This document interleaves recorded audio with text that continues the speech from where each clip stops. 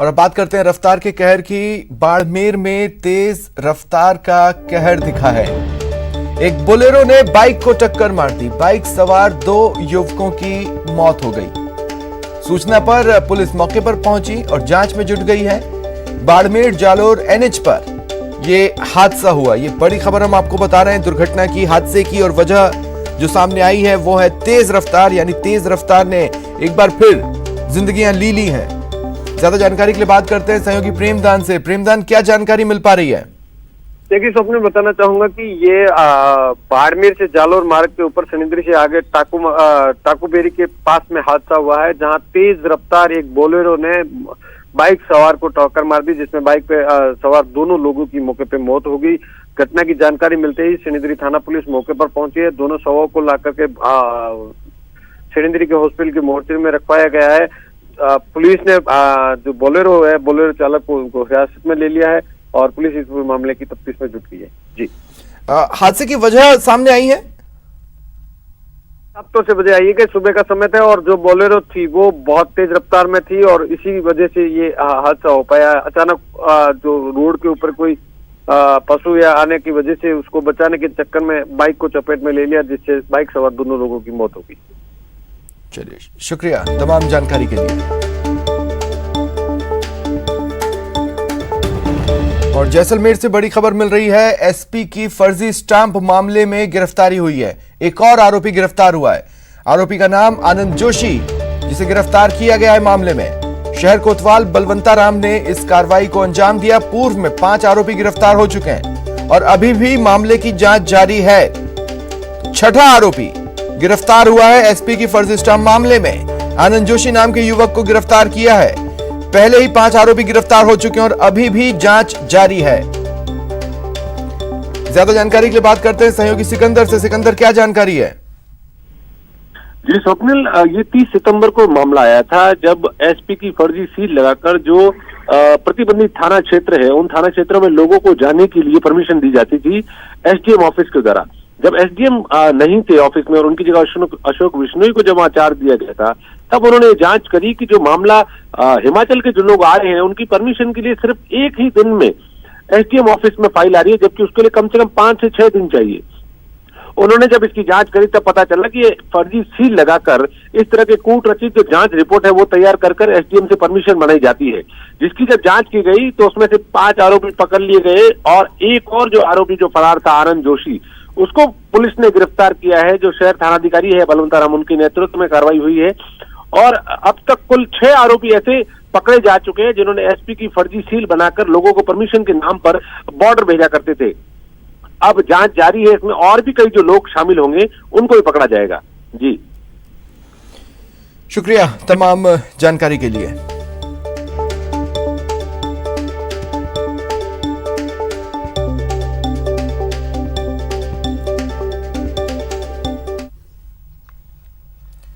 और बड़ी खबर आपको बता रहे हैं, जयपुर के पिंक स्क्वायर मॉल में गंदी हरकत हुई है। चेंजिंग रूम में एक लड़की का फोटो खींच लिया गया और जब उसे टोका गया तो जान से मारने की धमकी दी गई। 2 दिन की रिमांड पर फिलहाल आरोपी गिरफ्तार है। 2 दिन की रिमांड पर है। मामला आदर्श नगर स्थित पिंक स्क्वायर मॉल का है। गारमेंट शॉप, एक युवती यहां चेंजिंग रूम में कपड़ा ट्राई कर रही थी। इसी दौरान शॉप के कर्मचारी ने चुपके से युवती की फोटो खींच ली। युवती को जैसे ही इस बात की भनक लगी, उसने जानकारी अपने परिवार वालों को दी। इसके बाद युवती के परिवार वालों ने इस बात पर आपत्ति जताई तो शॉप में मौजूद कर्मचारियों ने युवती और उसके परिवार वालों को जान से मारने की धमकी तक दे डाली। मामला आगे बढ़ने पर आदर्श नगर थाना पुलिस मौके पर पहुंची और आरोपी को गिरफ्तार किया।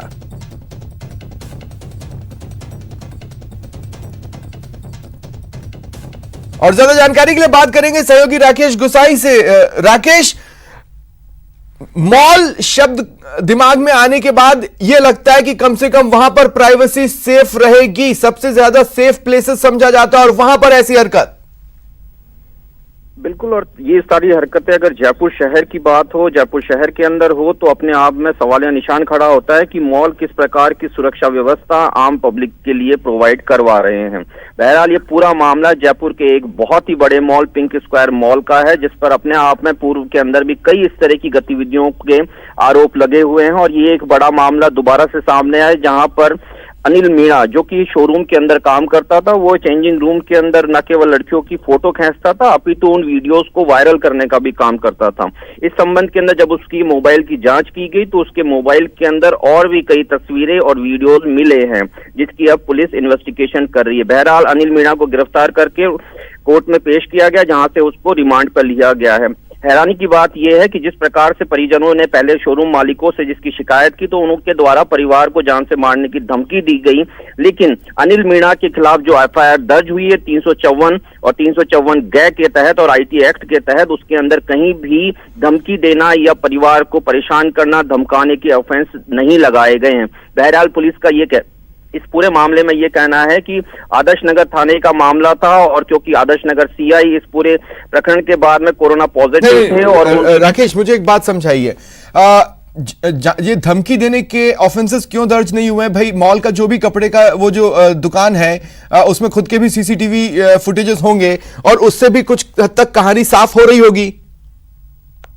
बिल्कुल, सीसीटीवी फुटेज जो पुलिस के पास में है उन सभी चीजों से, और क्योंकि आरोपी जो है उसके मोबाइल में और भी कई ऐसे तस्वीरें मिले हैं, जिससे पता चलता है कि पूर्व में जिन लड़कियों के द्वारा स्टोर के अंदर चेंजिंग रूम के अंदर कपड़े चेंज किए गए थे, उनकी फोटोएं उसके मोबाइल पर मिली है। बहरहाल सवाल ये खड़ा होता है कि जांच एजेंसी जो कि पुलिस है, इस दौरान पुलिस ने इस तरीके के ऑफेंस क्यों नहीं दर्ज किए, जिसके अंदर की धमकी देना, परिजनों को धमकाना और इसके अलावा थ्रेट डेवलप करना पीड़ित परिवार के प्रति। इस लड़की की हिम्मत थी कि इन्होंने आदर्श नगर थाने में चीज की शिकायत दी, जिसके आधार के ऊपर ये अनिल, जमुना रामगढ़ का रहने वाला अनिल मीणा, जो कि तकरीबन 9 माह से शोरूम के अंदर काम कर रहा था, और इसी तरह से पक्ष रखते हुए शोरूम के मालिक का ये कहना था कि उन्हें इस संबंध के अंदर कोई जानकारी नहीं है, लेकिन अपने आप में ये एक तरीके का संगठित अपराध है, इसलिए इस धाराओं की संख्याओं को और बढ़ा देना चाहिए था, जिस प्रकार से ऐसे व्यक्तियों को कड़ी से कड़ी सजा मिल सके। और जहां तक आम व्यक्ति मॉल में बड़ी सहजता से जाता है, बड़े विश्वास से जाता है, उनके विश्वास को कहीं ना कहीं आघात पहुंचता है। आपको बता दूं कि पूर्व के अंदर एक केंद्रीय महिला मिनिस्टर के साथ भी इस तरह का वाकया सामने आया था, जिसके बाद में उस व्यक्ति विशेष को न केवल गिरफ्तार किया गया, अपितु अलग अलग आईटी एक्ट की धाराओं के अंदर उसके खिलाफ में सघन्य मुकदमा दर्ज किया गया, जिसके बाद में उसको तकरीबन 5 साल की सजा हुई थी। ये पूरा मुकदमा जो कि 354 गए और आईटी एक्ट के अंदर दर्ज हुआ है, इसमें अधिक से अधिक 2 साल की सजा का प्रावधान है। अगर 67 आईटी एक्ट के तहत दोषी अगर इसको पाया जाता है तो यह माना जा सकता है कि इसको 3 साल की सजा हो सकती है, लेकिन अभी जो पुलिस ने मुकदमे फाइल किया है, एफआईआर दर्ज की है, उसके अंदर आपने कहा, देखिए कुछ बातें तो स्पष्ट है कि जो कर्मचारी थे वो आपस में मिलकर एक दूसरे का बचाव करते हुए इस धंधे को चला रहे थे, इस गोरख धंधे में लगे हुए थे, ये स्थिति स्पष्ट है। लेकिन अब मॉल में जो काम करने वाले कर्मचारी होते हैं, माना यह जाता है कि जिनकी दुकान है वो कम से कम उनका वेरिफिकेशन करवाती है, उनके बारे में जानकारियां रखती हैं। ये तो लोगों के ट्रस्ट को बुरी तरह से तोड़ना हुआ। इस तरीके के घटनाक्रम के अंदर मॉल की तरफ से भी या मॉल के मालिकों की तरफ से भी कोई अपोलोजाइज नहीं किया गया। सबसे बड़ी बात कि पीड़ित पक्ष को धमकाने का और प्रयास किया गया। पुलिस के पास में जब ये मामला आया तो इस प्रकार की कार्रवाई हुई।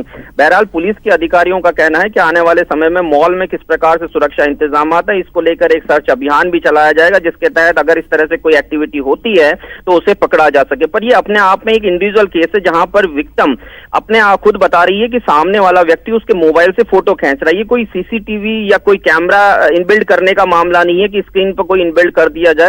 ये व्यक्ति विशेष द्वारा किया गया एक कृत्य है, जिसके तहत इस पूरा घटनाक्रम को अंजाम दिया गया था। बहरहाल पुलिस का ये कहना है इस घटनाक्रम के लिए कि क्योंकि मोबाइल के अंदर और भी कई फोटेज और वीडियोज मिले हैं, इसके आधार पर इन्वेस्टिगेशन को और बढ़ाया जाएगा और विक्टिम फैमिलीज को भी अवगत कराया जाएगा कि उस तरह के उनके फोटो इस व्यक्ति विशेष के द्वारा खींचे गए हैं। 2 दिन का रिमांड भी इसी बिहाफ पर लिया गया है कि कम से कम लोगों को पता चल सके कि ऐसे व्यक्ति के साथ में किस तरह का कृत्य किया जाना चाहिए। और न केवल अनिल मीणा, क्योंकि इसके अलावा अनिल मीणा के साथ में जो शोरूम का मालिक है, इसके अलावा उसके सहयोगी है, उन सभी की एक बार जांच होना जरूरी है। शुक्रिया तमाम जानकारी के लिए।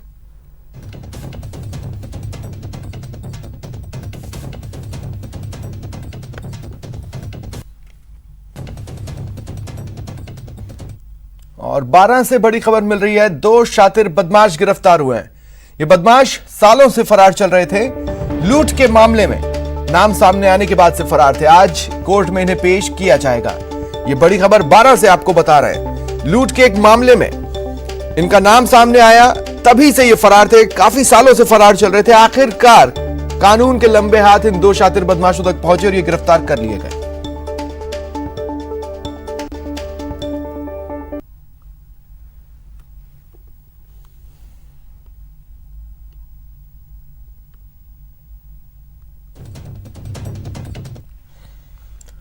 और बड़ी खबर है कोटा से। यहां जमीनी विवाद पर खूनी संघर्ष हुआ। जमीन के विवाद को लेकर तलवार और लाठियां चल उठी। इस हमले में एक शख्स घायल हुआ है। बताया जा रहा है कि अज्ञात बदमाशों ने हमला कर दिया।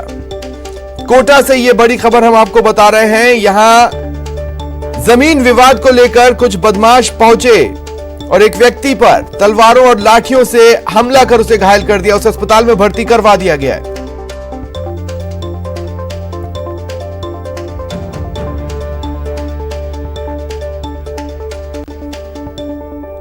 तलवारें थी, लट्ठे थे इनके और सरिये थे। ऐसे करके आए, हम डर के मारे वहाँ से भगे इनके पीछे कि भाई क्या हो रहा है क्या नहीं हो रहा।